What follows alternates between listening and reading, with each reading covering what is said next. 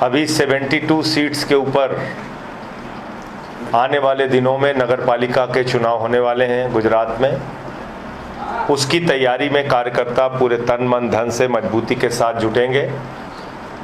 इसके साथ साथ लोकसभा का चुनाव है जिसको कि इंडिया गठबंधन पूरे देश में लड़ रहा है और आम आदमी पार्टी इंडिया गठबंधन का हिस्सा है।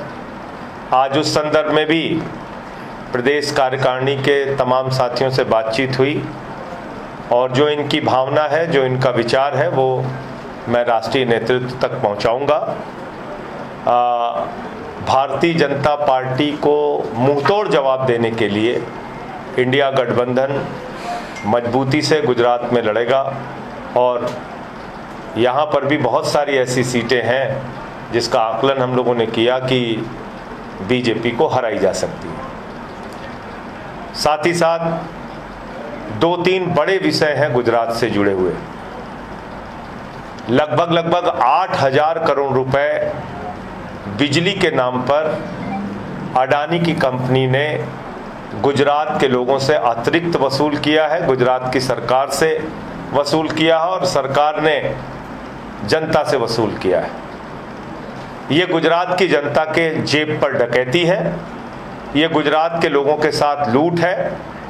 3900 करोड़ रुपए अतिरिक्त भुगतान कर दिया सरकार ने अडानी की कंपनी को, ये बता के कि महंगा कोयला खरीदा गया। ना उसका कोई बिल दिया गया, ना कोई कागजात दिया गया। और कोयला महंगा खरीदने की जरूरत क्या है? भारत तो कोयला उत्पादन के मामले में दुनिया के तीसरे चौथे देशों में आता है और भारत के कोल इंडिया का जो कोयला है वो राज्यों को 2,000-2,500 रुपए टन मिलता है। तो ये विदेशों से कोयला मंगाने के नाम पे धांधली और भ्रष्टाचार का खुला मामला है जिसमें सरकार अडानी की कंपनी को बचा रही है। मैं प्रधानमंत्री जी से और भारतीय जनता पार्टी से पूछना चाहता हूं कि आप गुजरात के लोगों के लिए, देश के लोगों के लिए काम कर रहे हैं या अपने दोस्तों के लिए काम कर रहे हैं? 13 लाख करोड़ रुपए चंद पूंजीपतियों का सरकार ने माफ कर दिया।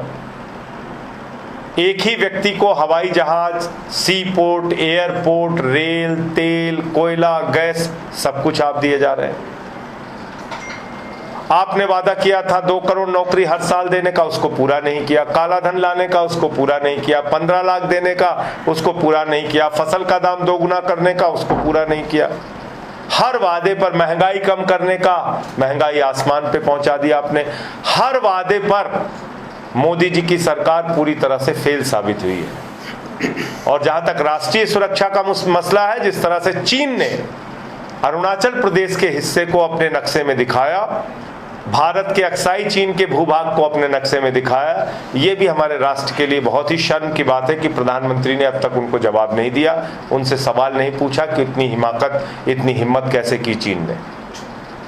साथ ही साथ जो आतंकवादी घटना हुई है उसके बारे में भी अब तक सरकार चुप है, खामोश है। ब्राजील के फुटबॉलर को चोट लगती है तो प्रधानमंत्री जी ट्वीट कर देते हैं। हमारे सेना के 2 अफसर, पुलिस के, जम्मू कश्मीर के पुलिस के अधिकारी, सेना के जवान शहीद हो गए और अब तक प्रधानमंत्री जी ने संवेदना के एक शब्द नहीं बोले। मोदी सरकार को स्पष्ट करना चाहिए कि वो इस आतंकवादी घटना का, जिसमें हमारे तमाम सेना के जाबाज अफसरों ने अपनी शहादत दी है, उसका जवाब वो कैसे देंगे। आज इस सम्मेलन में आया था तो यहाँ टीआरबी के जवान मिले, यहाँ पे ज्ञान सहायक मिले, उनके साथ धोखा करने का काम इस सरकार ने किया है। किस प्रकार से उनसे वादा करके कि उनको परमानेंट नौकरी देंगे और अब उनको 11 महीने की कॉन्ट्रैक्ट बेसिस पे उनको नौकरी दी जा रही है।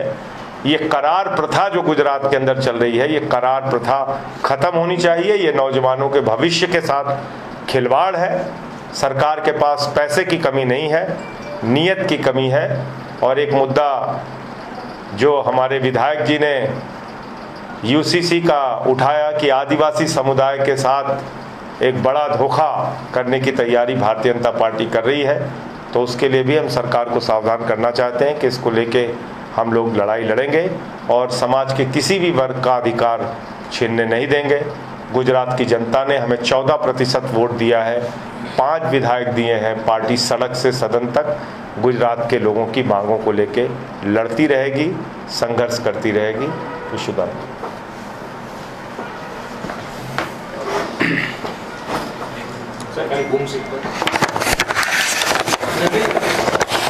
हाँ, जवान शहीद हुए थे, आज कार्रवाई की 3 आतंकियों को ढेर किया है। देखिए, मूल बात यह है कि ऐसी एक नहीं अनेक घटनाएं हो चुकी। इसी सरकार का जब पहला कार्यकाल था तो 40 जवान हमारे शहीद हो गए पुलवामा में। अभी 4 अगस्त को सेना के टेंट के ऊपर हमला हुआ।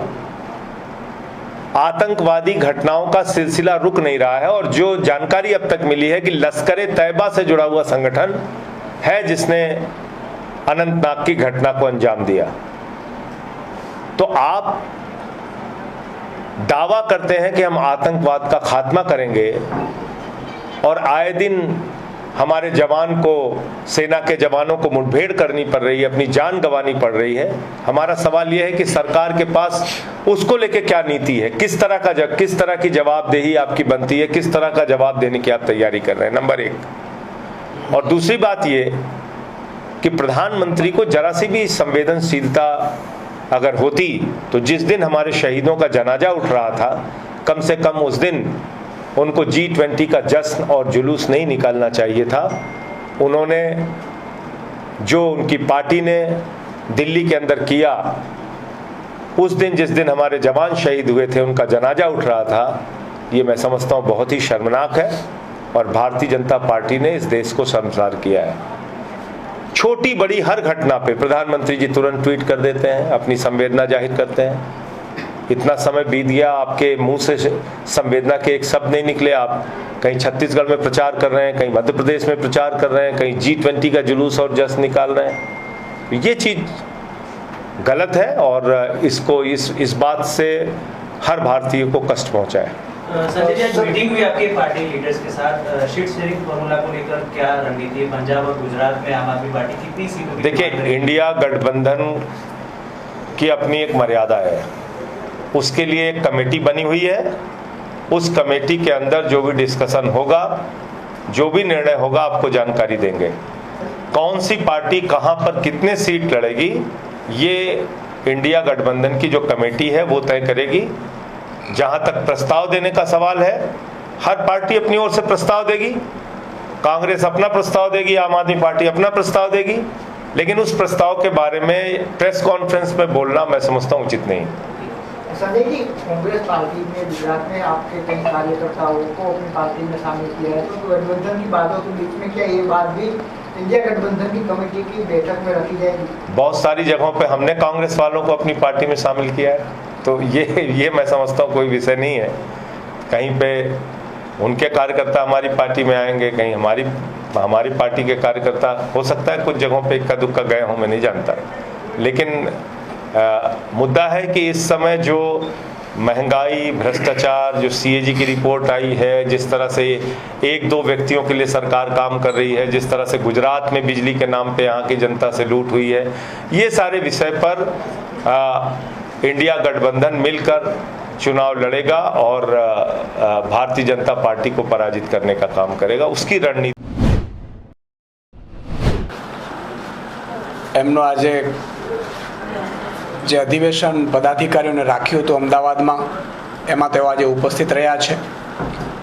આ સાથે જ આજે સવારે અમારી પ્રદેશ કાર્યકારીણી મિટિંગ એમની સાથે મળી હતી, જેમાં આગામી જે ચૂંટણીઓ આવી રહી છે, આગામી 72 નગરપાલિકાની ચૂંટણીઓ, સાથે સાથે આવનારી લોકસભાની ચૂંટણીઓ, એને લઈને પણ આજે માનનીય સંજયસિંહજીને અમે અરવિંદ કેજરીવાલજીને અમે જે સીટો ઉપર મજબૂત હોઈએ એમને લઈને ડિસ્કશન કરી છે અને આગામી સમયમાં તેઓ માન્ય અરવિંદજીને રિપોર્ટ સુપ્રત કરશે।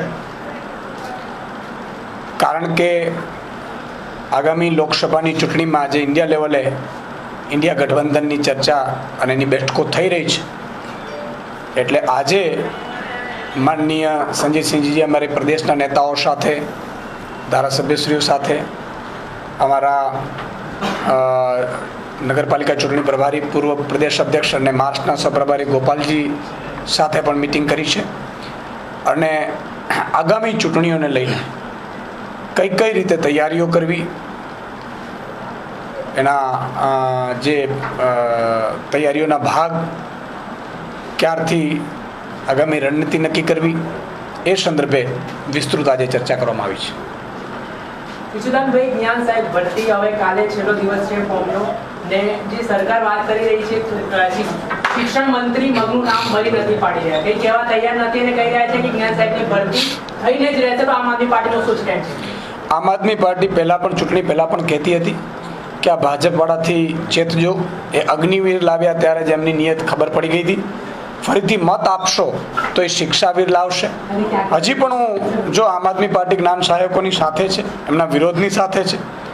અમે આવેદનો પણ આપ્યા છે, જરૂર પડે વિધાનસભામાં પણ અમે મુદ્દો ઉઠાવ્યો છે, જરૂર પડે રસ્તા ઉપર પણ ઉતરીશું. પણ ભાજપની એક જ દવા છે, ભાજપને મત ન આપવો.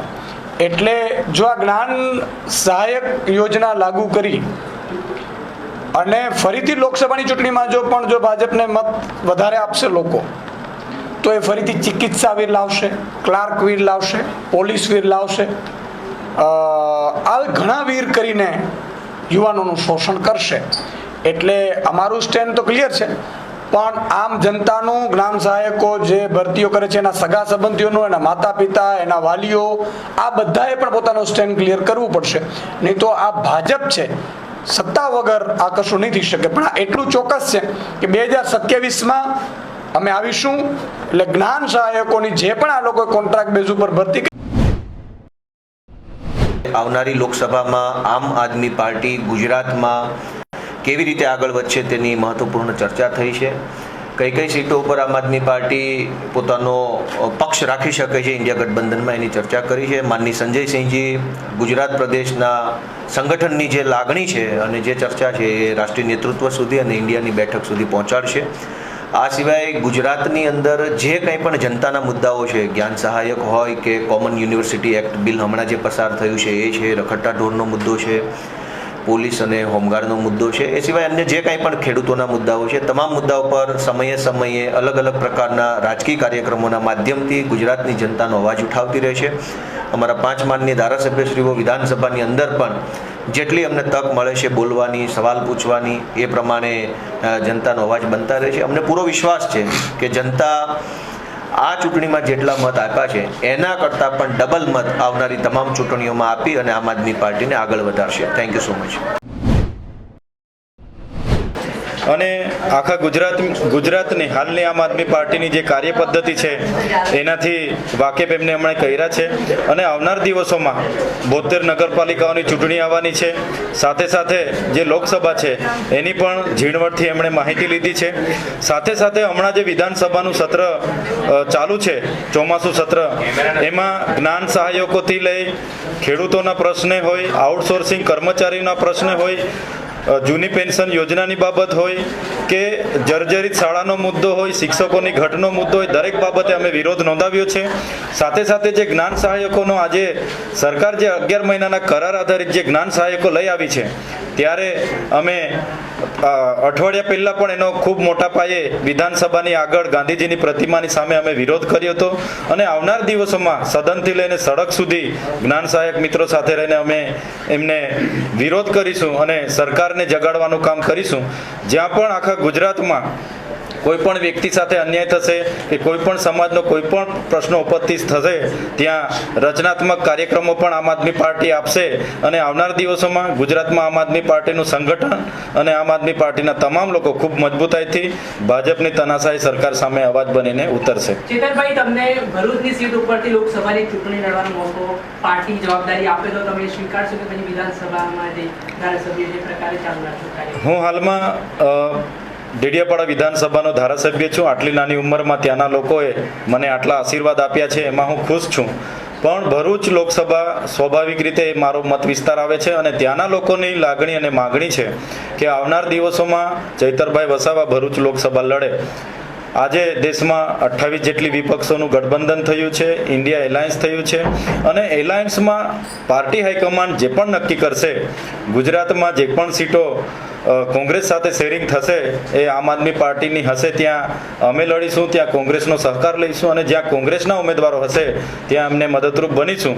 પણ આજે આપણે વહેલા મળેલા છે, આવનાર દિવસોમાં સીટ શેરિંગની બેઠક થાય અને જેમ પણ નક્કી થશે એ રીતના આપણે આગળ વધીશું.